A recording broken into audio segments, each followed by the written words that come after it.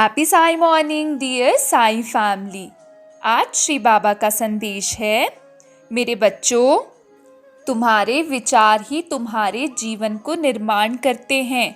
तुम अत्यधिक समय बहुत बुरे विचारों में ही बिताते हो, जो नहीं होने वाला उसे सोचकर भी भयभीत रहते हो। कुछ अच्छाई में भी, कुछ अच्छी बातों में भी नकारात्मक बातों को ही ढूंढ लेते हो। तुम्हारे जीवन में नकारात्मक ऊर्जाएं इतनी भर गई हैं कि तुम्हें कुछ अच्छा दिखाई ही नहीं देता, और जिसकी वजह से ब्रह्मांड तुम्हारे पास सिर्फ नकारात्मक चीज़ें ही भेज रहा है। कुछ अच्छी चीज़ें जब तुम्हारे जीवन में मैं भेजने का प्रयत्न करता हूँ तो तुम उसे स्वीकारने से डरते हो। तुम्हें डर लगता है, भय लगता है कि कहीं तुम उसे खो ना दो। अब तुम अच्छी और सामान्य परिस्थिति में जाने से कतराते हो। तुमने अपने आप को उस परिस्थिति में जो नकारात्मक है, जो तुम्हें चुभती है, उसमें ही सामान्य बनाने का प्रयत्न कर लिया है। मैंने तुमसे इतनी बार कहा है, तुम्हारे विचार ही तुम्हारे जीवन को निर्माण कर रहे हैं। तुम अच्छा सोचो, कुछ सच्चा सोचो, कुछ अच्छा सोचोगे, लोगों के विषय में अच्छा सोचोगे तो तुम्हारे जीवन में भी अच्छा होगा।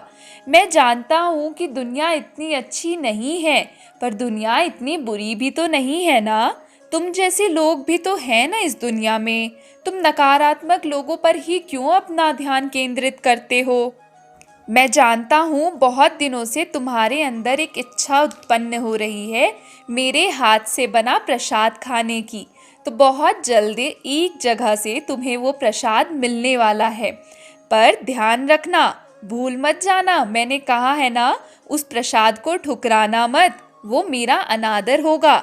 एक बार में ही उस प्रसाद को स्वीकार कर लेना, चाहे वो नमकीन हो या मीठा, तुम्हें पसंद हो या नापसंद हो। उससे तुम्हारे जीवन में भी कुछ परिवर्तन आएगा।